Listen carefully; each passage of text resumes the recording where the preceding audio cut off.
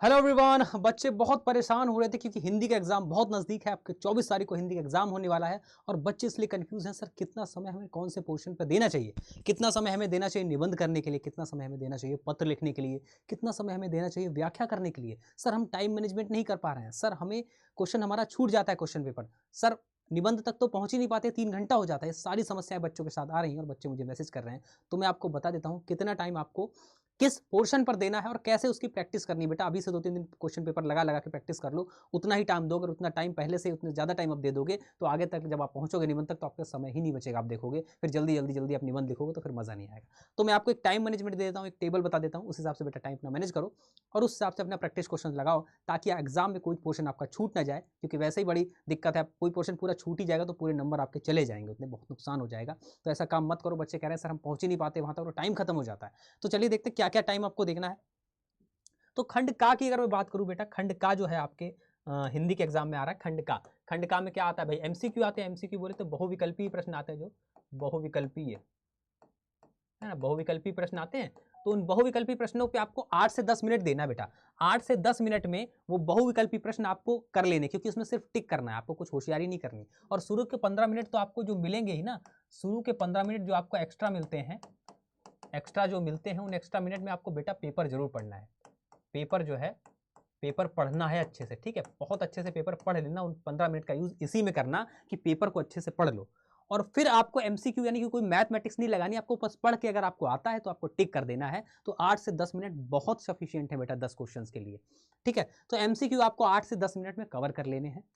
गद्यांश और पद्यांश की जो व्याख्या करने को आती है उस पर आधारित जो प्रश्न होते हैं, यानी प्रश्न होते हैं और व्याख्या आती है, वो सारी चीजें जो आती हैं गद्यांश और पद्यांश की, वो बेटा आपको 10-10 मिनट में कर लेना है। 10 मिनट में गद्यांश और 10 मिनट में पद्यांश आपको निकाल लेना है। संदर्भ व्याख्या जो भी लिखना है उसको कंप्लीट कर लेना है। तो एमसीक्यू 8 मिनट या 10 मिनट में, और उसके बाद 20 मिनट में गद्य और पद्य दोनों कवर कर लेना है। फिर बात आती है साहित्यिक परिचय, जीवन परिचय। तो 2 जीवन परिचय आपसे पूछता है ना, गद्य और पद्य, क्या गद्य प्लस पद्य 2 जीवन परिचय आपसे पूछे जाते हैं। तो जीवन परिचय आपको बेटा 20 से 25 मिनट में दोनों ही कर लेने हैं। यानी गद्य पद 12 से 13 मिनट आपको गद्य में ले लेने हैं और 12 से 13 मिनट ही आपको पद में ले लेने हैं। दोनों 20 से 25 मिनट तो कह रहा हूँ 20 ही मिनट में आप निपटा लो। दोनों आप 20 मिनट में निपटा लो, 10-10 मिनट, ठीक है। 10 मिनट पर जीवन परिचय आप कर लो, ये आप निपटा लो 20 मिनट में। कहानी आपको कर लेनी है बेटा 10 मिनट में, और खंड काव्य भी आपको 10 मिनट में कंप्लीट कर लेना है। कहानी और खंड काव्य दोनों आपको 10 मिनट में कंप्लीट कर लेना है। जो टाइम मैनेजमेंट बता रहा हूं इसको दिमाग में डाल लो और ऐसे ही अपने पेपर की प्रैक्टिस करो बेटा, और बहुत अच्छी तरीके से। आपका कोई पोर्शन छूटना भी नहीं चाहिए। और इतना टाइम जो मैं आपको बता रहा हूँ ये बहुत कम टाइम नहीं, मोर देन इनफ टाइम है। इतने में आप कर लोगे अगर आपकी प्रैक्टिस अच्छी है, अगर आपने पहले से प्रैक्टिस कर रखी। तो ये टाइम। आगे बात करें, खंड खा आता है, जो आपका खंड खा आता है इसमें संस्कृत में गद्य और श्लोक का अनुवाद करने को आता है। 20 मिनट में आपको कवर कर लेना है।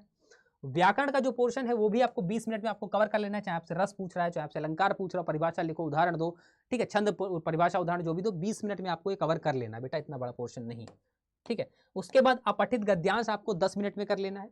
10 मिनट में आपको अपठित गद्यांश कर लेना है।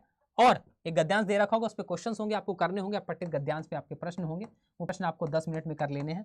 और रस छंद अलंकार आपको क्या कर लेना है, 15 मिनट में कंप्लीट कर लेना है। और पत्र भी आपको 15 मिनट में लिख लेना है, ठीक है। 15 मिनट मोर देन इनफ है पद के लिए। और निबंध को आपको बढ़िया से समय देना। निबंध आपको 20 से 25 मिनट आप निबंध पे आराम से देना। 25 मिनट में आराम से निबंध लिखो, खूब बढ़िया सा निबंध लिखो, हेडिंग वेडिंग डाल के लिखो, अच्छी तरीके से निबंध को आपको लिखना है। ये टाइम मैनेजमेंट आप कर लोगे, ठीक है। स्क्रीनशॉट भी आप ले सकते हो इसका, और खंड का और खंड खा का। ये टाइम मैनेजमेंट कर लोगे, इसके हिसाब से आप करोगे तो बहुत अच्छी तरीके से आपका परीक्षा होने वाली है। और हम क्लासेस भी ले रहे हैं बहुत धुआंधार तरीके से। आप देखोगे हमारे चैनल पे जब आप विजिट करोगे यूट्यूब पर जाकर, है ना, यूट्यूब पर कौन से चैनल पे जाओगे, जब हमारे अड्डा 24 चैनल पे जाओगे यूपी बोर्ड पे, तो आप देखो कितनी क्लासेस वहाँ पर चल रही हैं, कितनी इंफॉर्मेटिव चीज़ें वहाँ पर आपको मिल रही हैं। जब आप यूट्यूब पर जाओगे अड्डा यूपी बोर्ड पर, अड्डा यूपी बोर्ड पर जब आप जाओगे या चैनल आपको दिख जाएगा, और चैनल पे देखो बेटा, चैनल पे लाइव क्लासेस हिंदी की नॉन स्टॉप, ये कल सुबह 7 बजे होने वाली पत्र लेखन की लगी है। लाइव क्लासेस में आप जाओगे तो हिंदी की बहुत सारी लाइव क्लासेस नॉन स्टॉप चली हैं और बहुत अच्छी तरीके से मैंने कवर करा। ये देखो हिंदी, ये देखो हिंदी लगी हुई है आपकी, ये हिंदी आपकी हो चुकी है, ये हिंदी आपकी हो चुकी है, ये हिंदी डेली देखो, हिंदी के सेशन कितने चल रहे हैं, हिंदी शॉर्ट के सेक्शन में आप जाओगे तो हिंदी को लेकर शॉर्ट मिल जाएंगे आपको। शॉर्ट में आपको क्या क्या मिल जाएगा, इंपॉर्टेंट साहित्य परिचय में अंतर मिल जाएगा, इंपॉर्टेंट जीवन परिचय मिल जाएंगे, ठीक है। इंपॉर्टेंट निबंध मैंने शॉर्ट्स में बता रखे हैं आपको, वो भी मिल जाएंगे। ये सारी चीज़ें आपको मिल जाएंगी। तो बेटा चैनल विजिट करके आप इसको भी देख सकते हो और डेली हमारे सेशन में जुड़ सकते हो। हिंदी की परीक्षा के लिए आप सभी को बहुत बहुत ऑल द बेस्ट है। बहुत अच्छे से अपनी परीक्षा करके आना और झंडे गाड़ के आना, और आने के बाद जरूर बताना कि आपकी परीक्षा कैसी हुई। आई होप आपको वीडियो हेल्पफुल लगा होगा। हेल्पफुल लगा है तो अपने दोस्तों के साथ इसको शेयर कर देना, और लाइक और शेयर और सब्सक्राइब भी चैनल को कर देना। Thank you. जय हिंद।